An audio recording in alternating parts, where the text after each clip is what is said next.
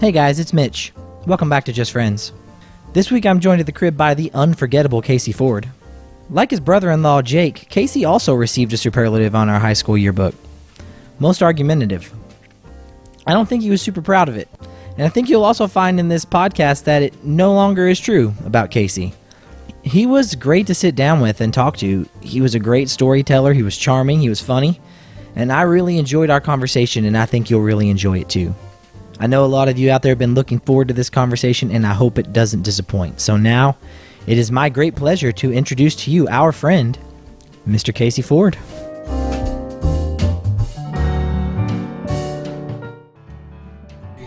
I'm good right here, man.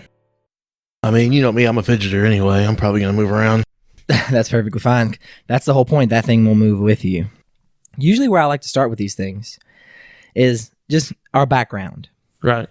And an interesting thing that has come up on this podcast a few times is that a lot of my friends and a lot of the people who are going to be on here, excluding Brian and my sister, I met every other person who will be on this podcast for the next month or so, either in middle school or high school, very early in my life.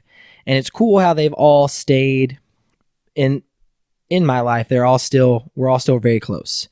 You and I met freshman year. I really feel like what it was, because I don't think we had a lot of classes together freshman year. Was it freshman year? Yes, it was.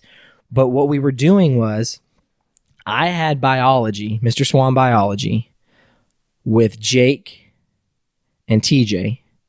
You had it with Ryan. Right. And Dave. And we stayed after school to work on the same project together. All of us were there. And since I was in a group with Jake and TJ, and you were in a group with Ryan and Dave, and you and Ryan and Jake were so close, we all ended up hanging out. And I remember we walked to McDonald's, and you got hit by a truck. I did. That is the first memory that I have of you. Well, I'm such an idiot. I crossed the street way too early. I saw, because, you know, PRP is on one side of Greenwood Road, and McDonald's is on the other side. And back then, it was either McDonald's or White Castle. Yeah. You had to walk to one end of Greenwood or the other. Yeah. And I saw an opening, and I'm like, okay, guys, let's go, and run across the street. Well, I forgot there wasn't any sidewalks over there. So everyone else is like, what an idiot walking in the weeds. So when I realized no one followed me, I was like, well, I don't want to be the only guy walking over here in the crap. I'm just going to run across the street real quick. And I broke every crossing the street rule there was. I got waylaid by that thing. And I wasn't there when it happened. So really what it was I heard the story of that encounter with the truck when you guys got back to school to do the actual project. But it was terrible. He hit me, I guess he hit me in the ankle with his driver's side tire. So I was pretty much all the way past him. He like clipped the ankle, but you know, it was the ankle that wasn't I guess dominant. So it when it spun around, it spun my whole body around, which also caused me to hit the truck again, which threw me up in the air. Wow. You know, and honestly, I don't know if I've been told I have a high tolerance of pain. It didn't hurt that bad. Yeah. I freaked out when I landed. I couldn't find my glasses. Oh, gosh. No clue where my glasses. I couldn't see. I'm laying in the middle of the road with no vision. You know, my eyesight's terrible. So I started freaking out. Well, the guy gets out, and it's this old black guy, and he's just like, "Are you all right, buddy? Don't sue me." It's like, I'm not gonna sue, man. Get out of here. I'm just trying to find my glasses. Well, it busted up my hand real bad. Yeah, I remember that. So, you know, I'm bleeding from like 4 knuckles. By the time I wait in line and pay, the money's covered with blood. So the lady didn't really want to take it. She's like, so I had to go in the bathroom and like wash the bills off. Oh man, it was a whole thing. And that's my first impression of you. And looking back on it, I see all of the filters that were placed on the whole encounter. Because one, you couldn't act like you were scared. Oh no. But I'm sure that you were freaked the fuck out. Absolutely. But you couldn't act like you were because you were surrounded by your guy friends. So then by the time you guys got back to tell us the story, probably 20 minutes had taken place. And it only takes 20 minutes for something that is terrifying to get conflated or inflated into like this story where you just had like this most harrowing encounter that you could possibly have had and you survived it.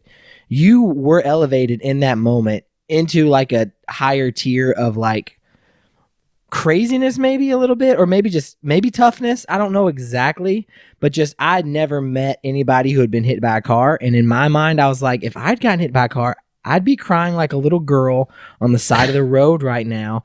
And Casey's joking about it and seems to be okay. This guy's on another level.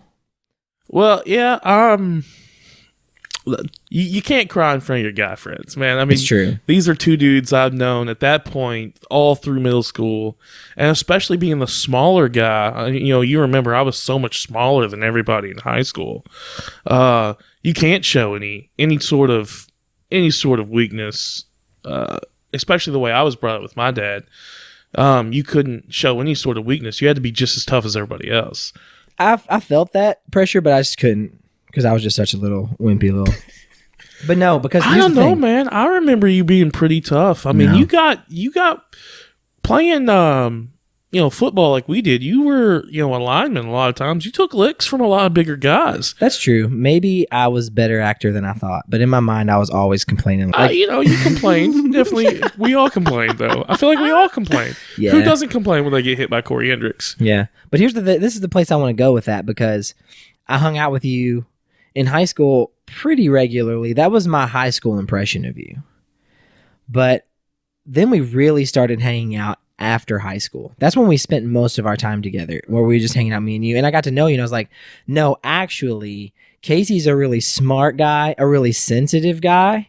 And the impression that I had of him in high school is not really the person who he actually is. And that was really interesting for me to learn about you because, first of all, you were in advanced classes with all the rest of us, but I feel like you struggled to be successful in that environment even more than me, and I struggled to be successful in that environment. Okay, so the reason I feel like I struggled looking back on it now is that when I was at Stone Street, which was not advanced level, I excelled. Yeah. And then having excelled there, I went to No and did well enough that I felt I was still top tier. Mm-hmm. Granted, not as well as I did. I mean, I won the school spelling bee like 5 years in a row at Stone Street. I ran that school. I was probably not to brag, but one of the top 5 smartest kids in the school. Yeah. Got to know, which had an advanced and gifted, and wasn't that level, but was still pretty high up. Got to PRP and was middle of the road. But yeah, okay, maybe that, but you struggled to get along with teachers. That's what I remember about you. Yeah, true. Well, I think that all stems from now I'm middle of the road. I can't, bare minimum's not going to cut it here. And I'm used to bare minimum. I'm not used to being pushed. Homework was never an issue. Well, now it's homework's piling up. Well, me personally, instead of just doing the work, I went the other way and was like, well, how can I just slide through this? And which, I mean, as a teacher, when you see a guy like the potential, I hated hearing that. He's got so much potential. Well, it's true. Maybe I did have more potential than I'd certainly effort. Yeah. More potential than effort was put in a lot of classes. If I didn't particularly like the class, I wasn't putting forth anything. And then teachers, tend to get on you. Well, instead of responding, well, maybe I am slacking off a little, I got defensive. Mm-hmm. Which at a younger age was, which I let me interject really, for a second, go ahead. because I can relate to that a lot. And so, you don't have to explain yourself to me because I'm right there with you. I completely understand how you felt because I felt the same way a lot of the ways. I hadn't learned up to that point the lesson that you get out of life what you put into it. So I felt like I did a lot of those same things. So I don't want you to feel like you're being judged about that. No, not at all. But yeah, for anything when I was a kid, I would got real defensive. Something I really had to work on in my mid-20s was just how defensive I became. I became the arguer over everything. You were the what do you call that? You're the contrarian. Yeah, contrarian. Quite contrary. Thank you, sir. You didn't give me a compliment there, but I accepted one from you anyway. But yeah, I got quite combative, and I think as high school went on, I got that reputation for being combative, and then it became, well, the teachers are ready for it, so now they're not giving me any slack, and then my classmates are also polarized because I'm so combative, and it really gave me a bad rap that I did really nothing to change. Instead, I kind of leaned into it and was like, okay, you want me to be the bad guy? Well, I can be the bad guy. I can be the guy that yells. I can be the guy that acts out. I can be the guy that argues. And then like junior and senior year, it really put me in a dark place. Senior year, I mean, there were some things that, went into that, but yeah, it really wasn't high school really was a struggle. And also, I think that I have like you, I know you have this problem as well, but I always thought that I was the dumb one in the group. With you and Jake, Ryan, even Dave. Dave got pretty good grades and always was very creative. I felt that's why, honestly, I liked Barry so much. Not to talk bad about Barry. I think Barry's a really smart guy in his areas. Oh, for sure. Barry's a smart dude. But I've always felt like, as far as the pure intellect, I got the edge on Barry. Now he beat the crap out of me a lot, but there's no getting around that. That's who Barry was. Yeah, and that was we kind of talked about that, and I feel like I failed him in that podcast to let him just explain that part of himself. But I did get the impression that he felt that exclusion because at the time, there was labels. We were in advanced program classes. He was not. And He had that label, and he understood that.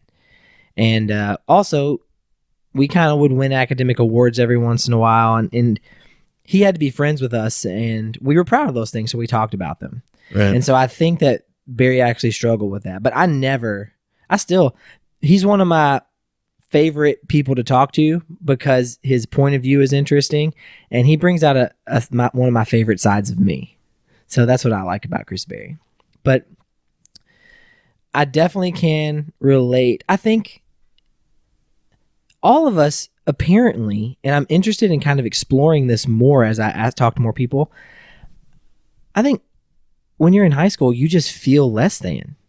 For some reason, everybody finds a reason to compare themselves to things about their friends that they wish that they could emulate.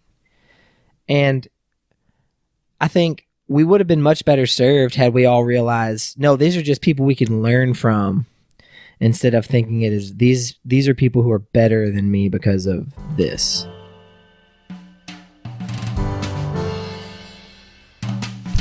Hey guys, we'll get back to Just Friends in just a second, but first, if you're anything like me, especially right now this time of the year in the holidays, I'm packing on a few pounds. I'm not feeling super motivated to be out running and exercising because of the cold weather, the short days.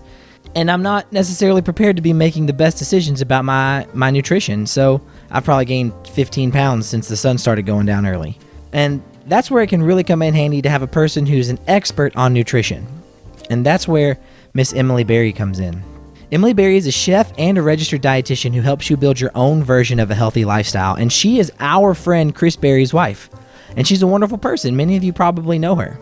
And she's willing to work one-on-one with you to assess your individual needs, goals, and struggles to build a customized plan that takes in all of your needs into consideration and creates a diet that you can follow, that you can stick to, and that will be effective for you, something that you can maintain. Clients who work with Emily not only see improvements in their weight and health, they also have higher energy levels, lower stress, and more confidence. To become part of her online community and receive free resources, connect with others on a healthy journey, you need to join her private Facebook page. I'm on this Facebook page. My wife Sarah is on this Facebook page group. It's called Nutrition Coaching with Emily. Or you can also check out her Instagram at EmilyBerryRD. To get started, you could also email her at emilyberryrd@gmail.com. Guys, she knows what she's talking about. She's working extremely hard, and she wants to work hard for you so that you can see the changes that you want to achieve in your life come to reality. Check out her Facebook, Nutrition Coaching with Emily, her Instagram at EmilyBerryRD, or email her at emilyberryrd@gmail.com. Remember, it's EMILIEBERRY. Okay, guys, so let's get back to the show.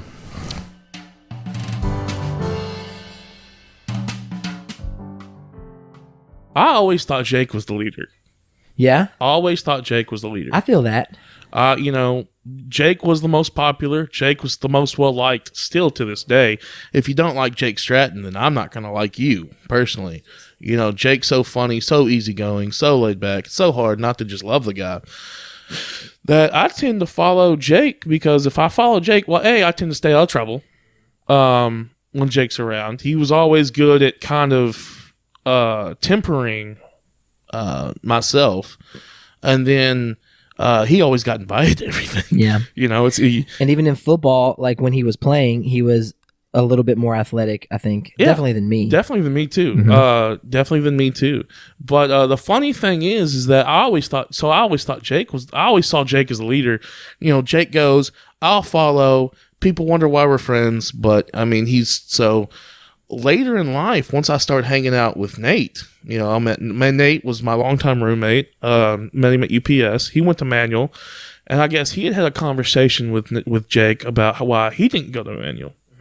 And so he asked me one night, he's like, man, why didn't you go to Manual? I heard that you had gotten in. I was like, I'd gotten into YPass and Manual, but the people that we had went to middle school with, and I had in middle school, I was the poor kid, and that's never a good thing to be in school, especially a school that didn't have uniforms. So it's a little bit more obvious who is lesser off.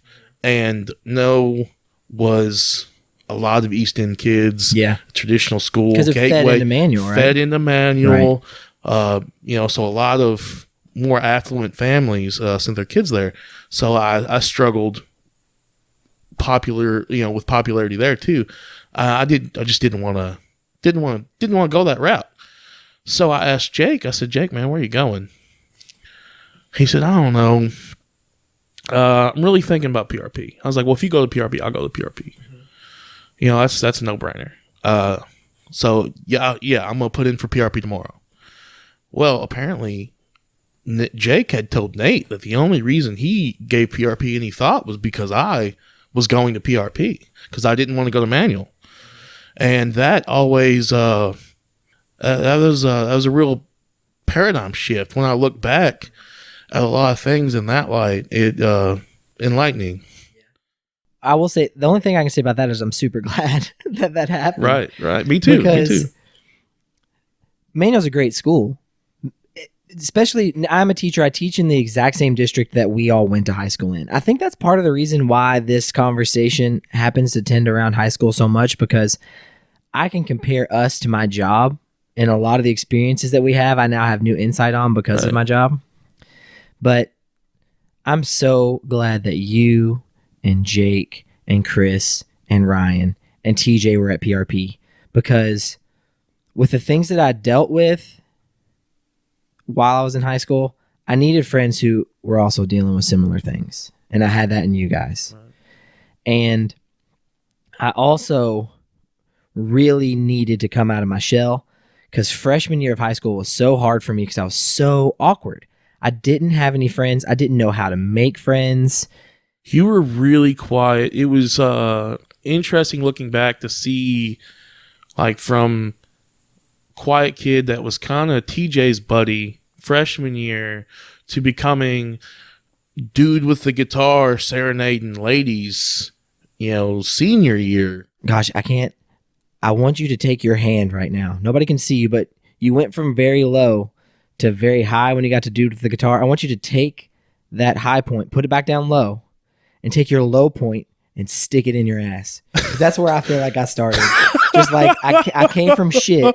I just was so worthless. Like as an elementary school, middle school kid, I could barely talk to people. I was just so shy and awkward. Well, see, on the flip side, I would have rather, honestly, looking back, would have rather have been shy and awkward than so combative and aggressive, because I feel like I turned a lot of people away. You know, it was really hard past first impressions to get anyone outside of my friend group to talk to me, because I don't know. I've heard rumors a lot of people were scared of me, which is crazy because I was a toothpick. I was so small. Although did have big friends. Not that they would have ever helped me in a fight. You probably all would have laughed at me when I got my butt We kicked. would have helped you, but we would have laughed at you too. Yeah, for sure. For sure. You waited until I was obviously losing to come help me. Let me tell you this. I got in a fight one time, and immediately after all my friends were praising me, they took me out to dinner. And then one day later, it was the worst thing that had ever happened to me. Grader? Yes, if they said that I had beaten up a retarded third grader. You did get in a fight in high school. Got into a couple. Let's think about it for real. In the group that we hung out with, maybe you could expect a fight. But how often did it happen? Hardly ever. In the actual classes we were in, with all the people that we were in, who else got into a fist fight with anybody the whole time we were in high school? Nobody really did. It wasn't a thing that was going to happen a lot. It was not. We went to school with some nerds. We were separated, I guess, from the real Yes. Gen Pop, as my mom called them. But that sounds so criminal. it does sound so criminal. It's terrible. I hate using that. We would call them comp classes, comprehensive classes. But in this neighborhood, in this community, the kids in the lower level classes tend to fight more. Yeah, they did. I don't want to put that label on them, but they did. So we didn't have any friends that were fighting. So you get in 2 fights, and all of a sudden Casey's been in more than one fight. Yeah. Casey's a badass. Now I knew that wasn't going to be a thing. I rode that reputation as long as I could, man. I rode it as long as I could. It definitely helped things, down the road. Avoid conflicts. Yeah. That reputation helped me avoid other conflicts, because I could just be like, hey, bro, I've done this before. Like, let's go. Let's do it. And guys, I could talk myself out of a lot. It gave me credibility. I could talk myself out of more conflicts than I didn't have to fight. But I think besides me in high school, in the 4 years we were there, out of the classes that we were in, Ryan was the only other guy to get into a fight, and it was with me. That's hilarious. Yeah, I got in one little stupid little skirmish in high school, and it was the one that happened on the football at that little backyard football thing. It was barely anything. Neither of us were hurt. No. I was mad, so I pushed a kid to the ground basically, And then fell on him. That's all I wanted to do. I didn't want to actually hurt anybody. I was just like, you've pushed me to this point where you've picked on me to where I now am no longer able to communicate to you with words, and I don't have the self-confidence to just walk away from this situation with all of my friends watching, because that would be what I would do now. I'd be like, hey guys, this guy's not being cool with me. Let's leave. I'm not having fun here. That's what I would say now, but I'm 30, and at the time I was 15.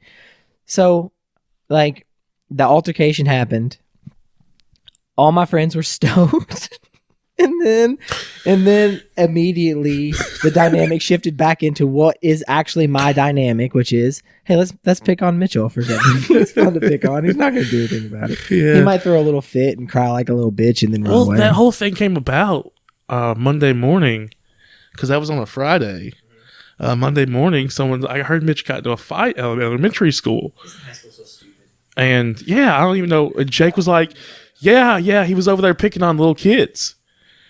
And they were like, really? He's like, yeah. And some third grader actually bucked up to him and he beat the crap out of him. Oh my gosh. It started with a regular third grader. Now, how that got turned into the last version of the story I heard was the kid was in a wheelchair. He was in special classes. You knocked him out of the wheelchair. I mean, it was so crazy. It got to the point where I didn't know any of that was going around. And then we went to Dave's birthday party at his parents' shop. And my high school group of friends was introduced to a different group of friends that I also hung out with there. Like Ben Edwards was there because Dave and Ben were real close, and some other people. Well, so now there's this tab dynamic there all of a sudden that's never there in high school. And the tab dynamic is definitely, let's pick on Mitch. So you guys said something about me beating up a third grader. They heard that, and they're like, how heinous can we make this? How awful can we make this so that it sounds like Mitch is basically like the scum of the earth?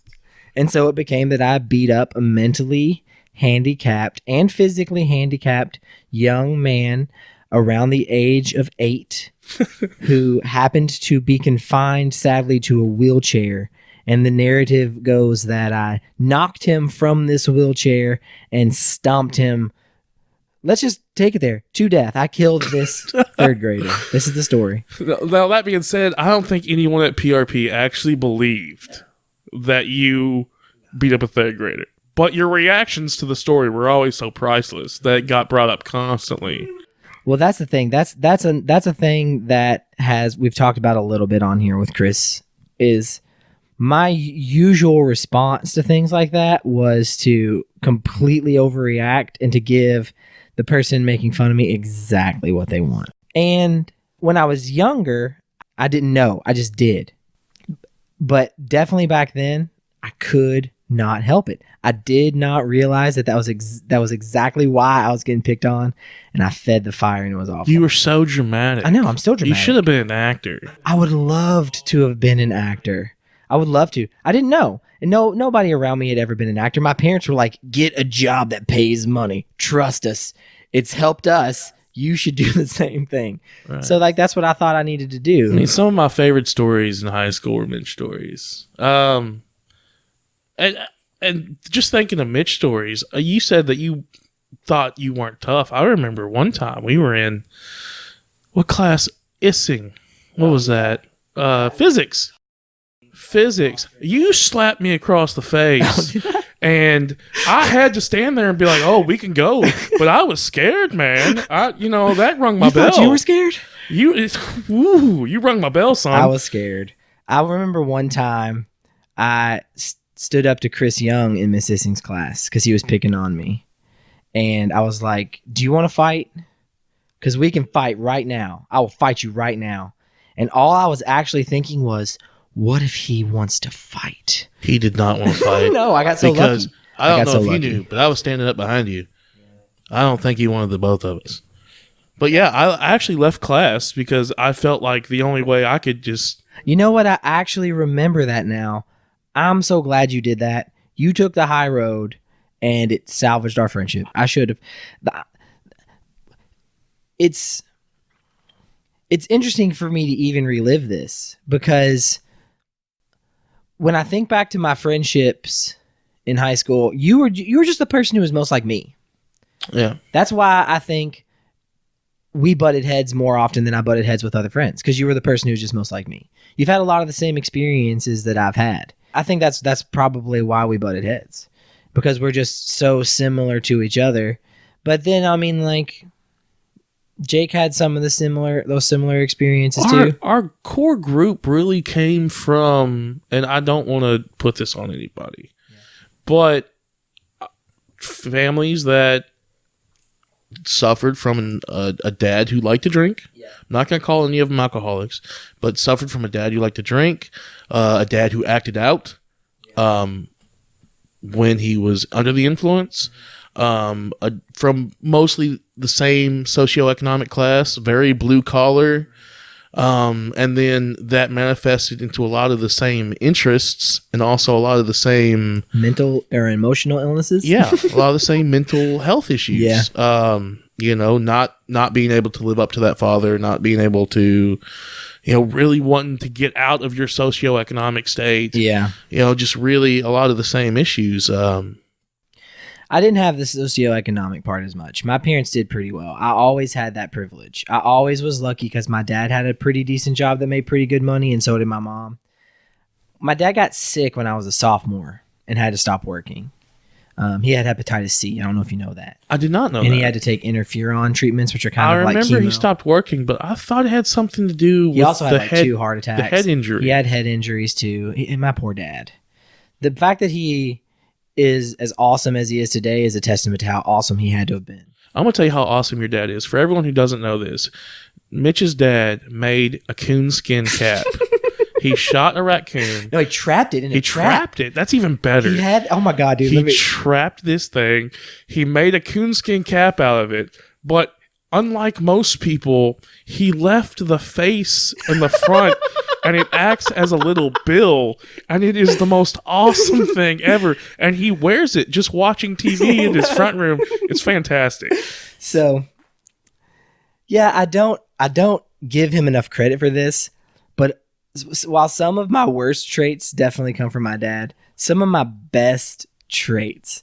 My dad is so silly and so funny, but also this is a thing that my dad definitely did. He would get hyper obsessed with things, just like I am with his podcast thing. Everybody who's around me is like, Mitch, if you say the word podcast one more time, I'm going to castrate you. But when I was like, I told this story on Jake Stratton's podcast. When my parents left me in the woods. It was around that, my dad left me in the woods. It was around that age. They had just bought this property. And my dad was just like, coming up, my dad was all about, I want to be a mountain man. I love outdoors, tracking, all that stuff. So he bought a bunch of traps, all kinds of different sized traps. Like most of them were like square traps that you would walk through and then they'd clamp down on you.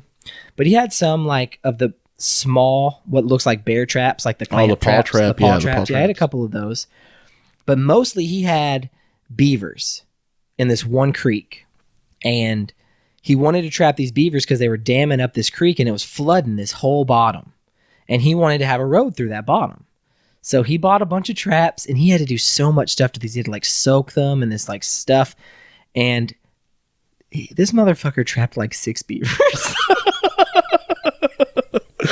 But he had these traps and he was all about it for a little while, and he caught a fox.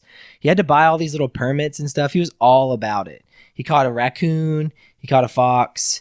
And yeah, and honestly, now that I say that, I don't even know if he was legally allowed to do that. He owned the land, so I'm sure in his mind he thinks any animal on it, I'm allowed to kill that if it's on my land. Hey guys, we'll get back to Just Friends here in just a second, but first I want to take this opportunity to talk to you guys about someone near and dear to my heart. A friend of mine, like you, and like me, a man with hobbies. His name is Seth Jones.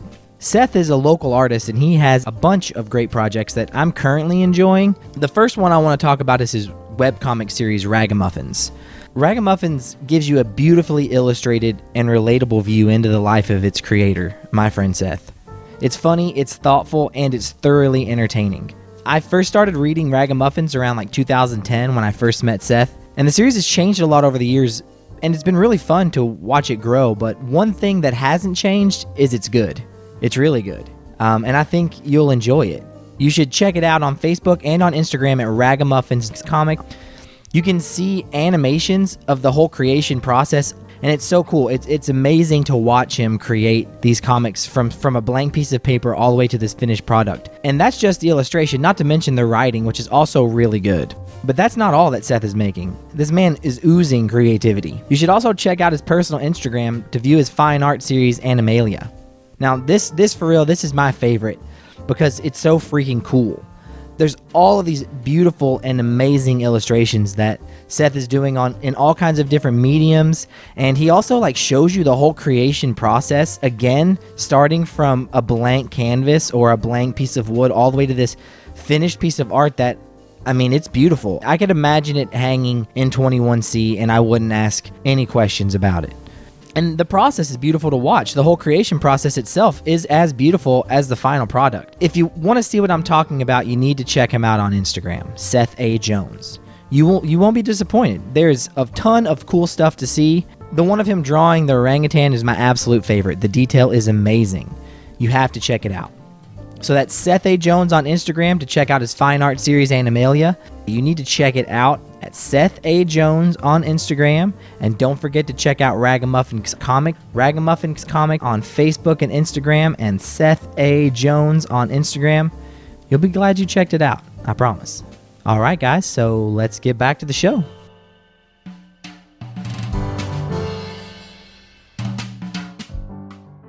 With you, what I really want to talk about more is the experiences that we had after high school. Before we switch off of after high school, there's two things I want to talk about. The first one is, where did the little penis jokes come from? How did you start those? It was Tab. It was Tab? It was Tab. So that was something you brought in from the outside? Yes, I brought it in from the outside.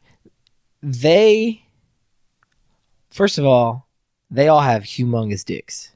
Every single one of those guys has the hugest penis.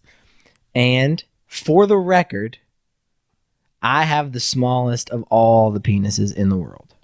And so it started off,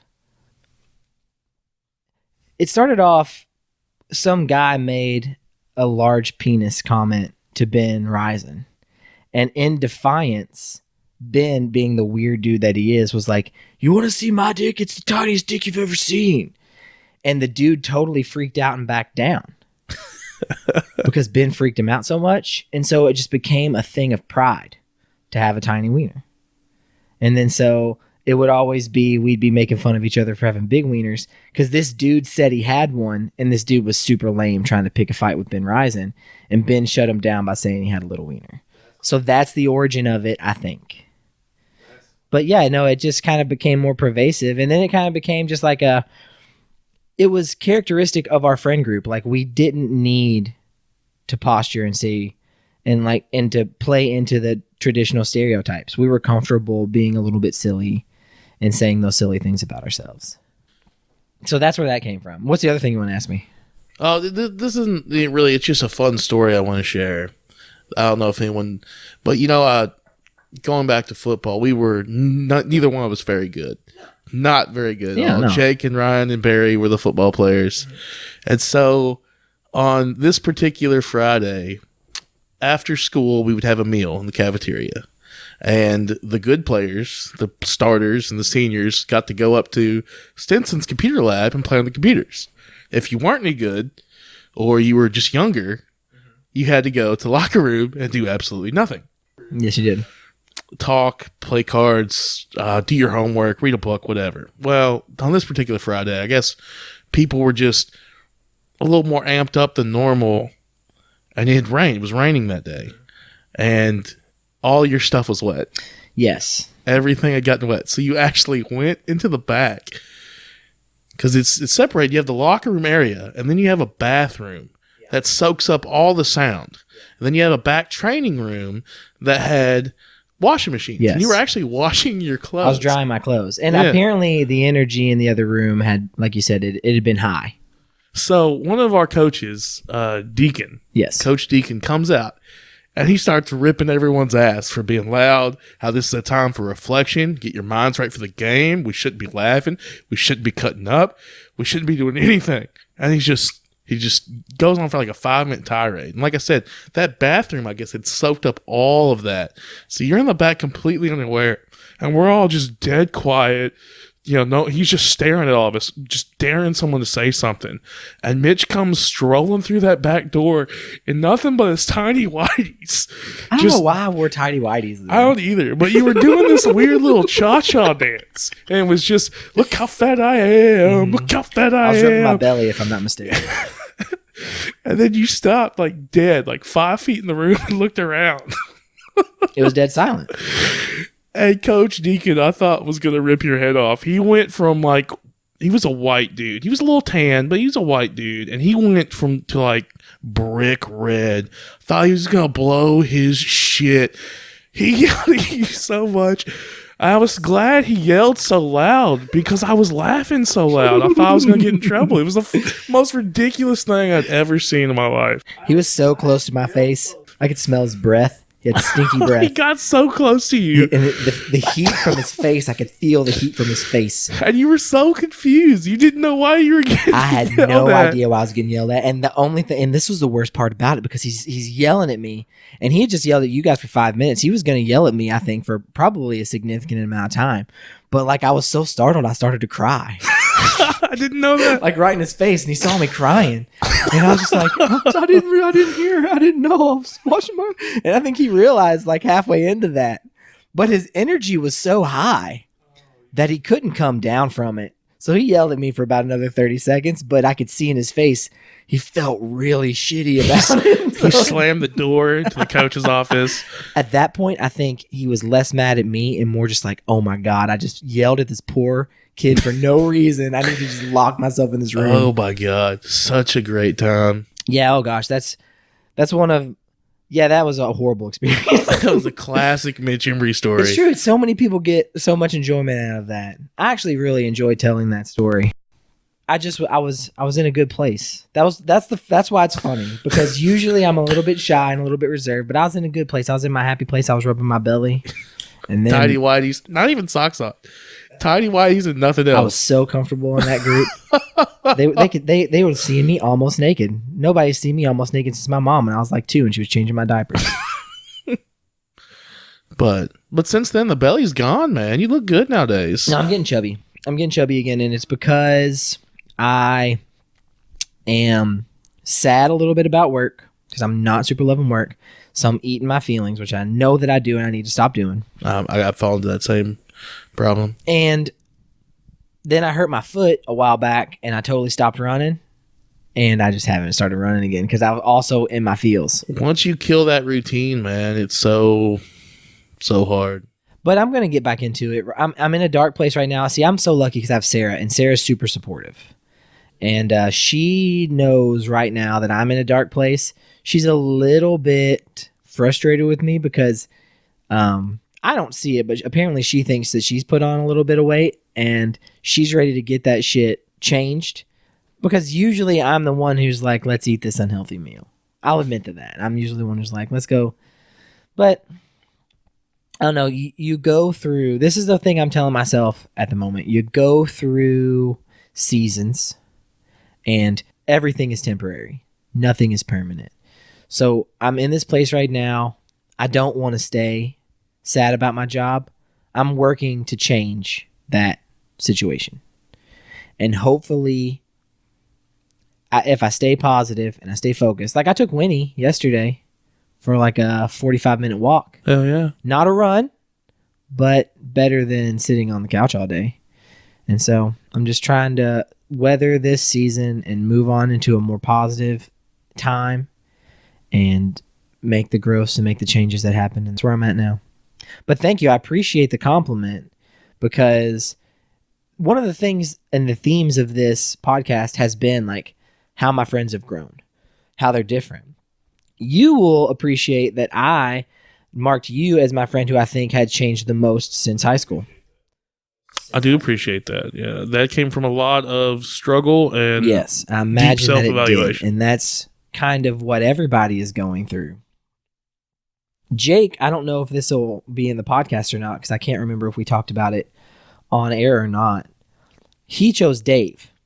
He thinks Dave's changed the most. Dave went from the Dave we knew in high school to the Dave that we know now.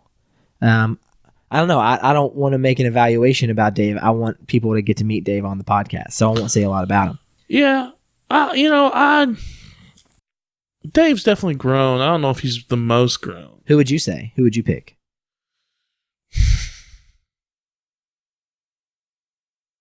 I would pick you. Yeah, because you can't pick yourself, I think. Because I can't pick myself, and I do think I am the most, just because I was at such a competitive level. But no, I would pick you because you were so I mean, just through that 4 years, the change, you definitely changed the most in high school. So since I've known you, you would have to definitely have changed the most. And it's not just mentally, it's physically as well. Like when I look at Barry, I still see Barry from high school. When I look at Well, I look at Jake. I mean, Jake hasn't changed. God bless. Can I get some of those genes? He hasn't changed at all. A few gray hairs, that's it. But you, both mentally and physically, are not the same person at all. I appreciate that because I'm trying actively hard not to be. Jake, I picked you. Jake picked Dave. You've picked me. It really is kind of coming full circle. I think the thing that I appreciate about my friends and the thing that maybe we all appreciate about each other is we all see qualities in each other that we would like to have as qualities for ourselves. Now, on the flip side of that, I have a question to pose to you. Who's changed the least? Who's changed the least? Chad. Chad, I can see that. Chad will never change.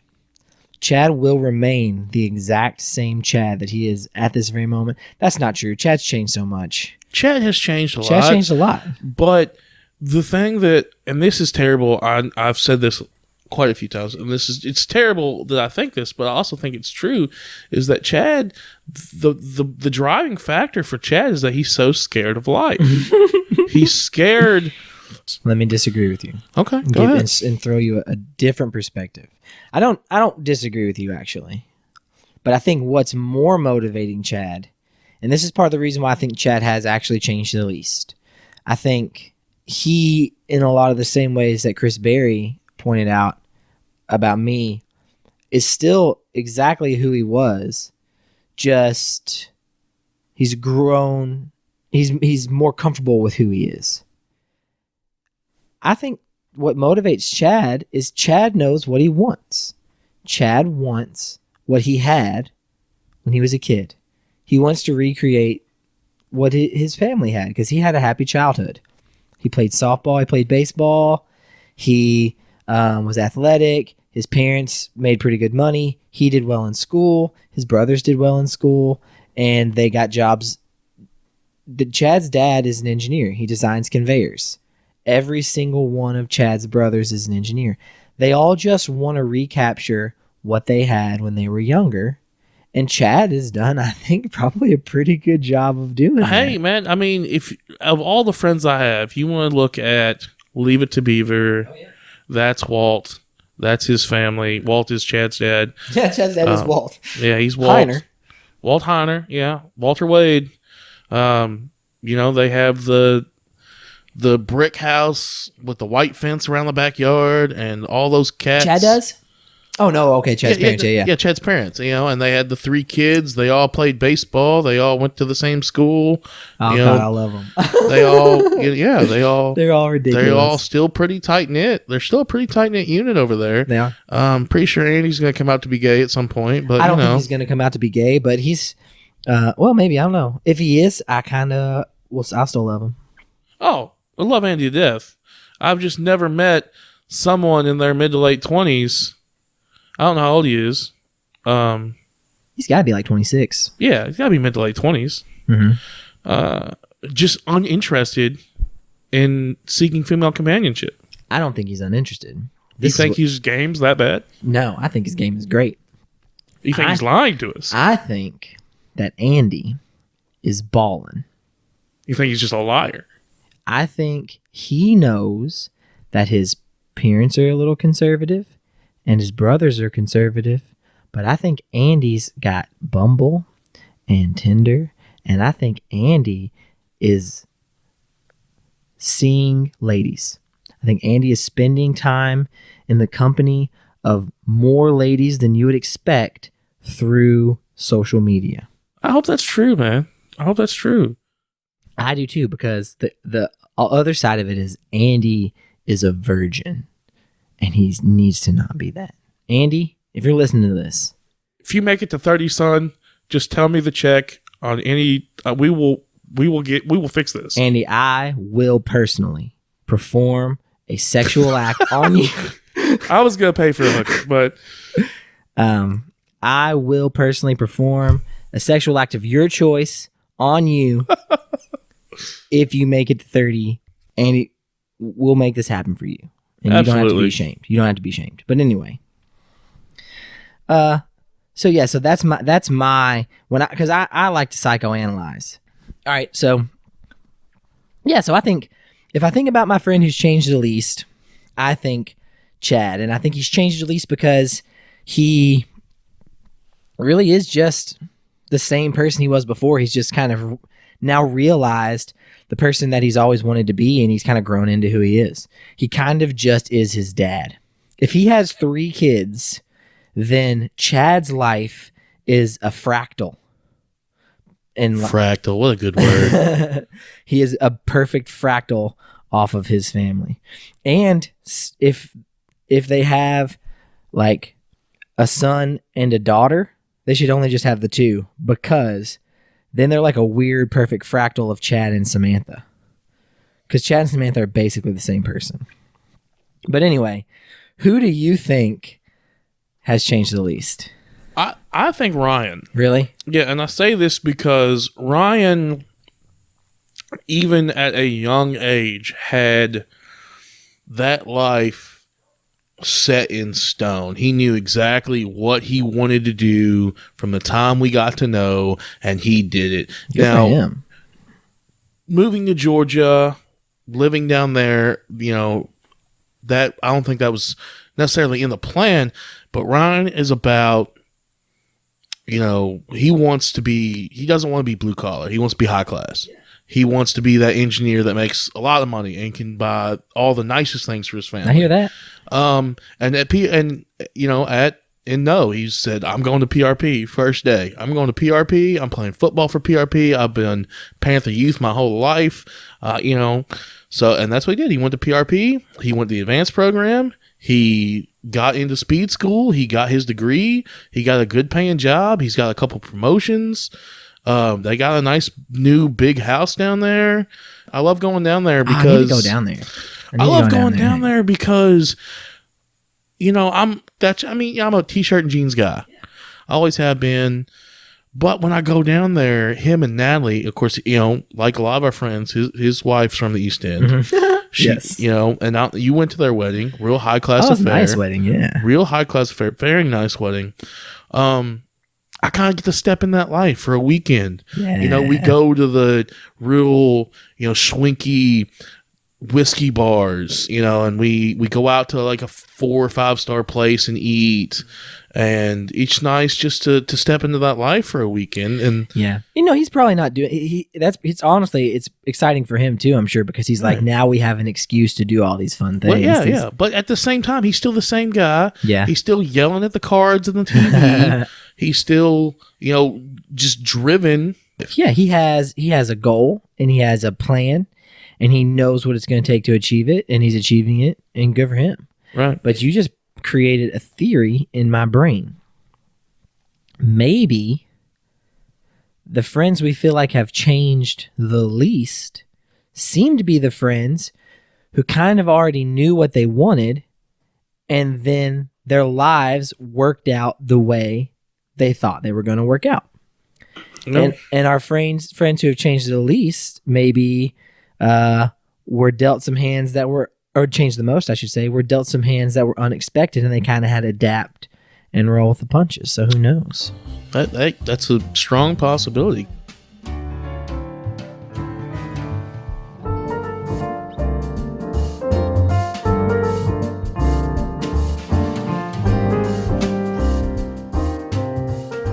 All right, guys, so I know what you're thinking. That ended abruptly.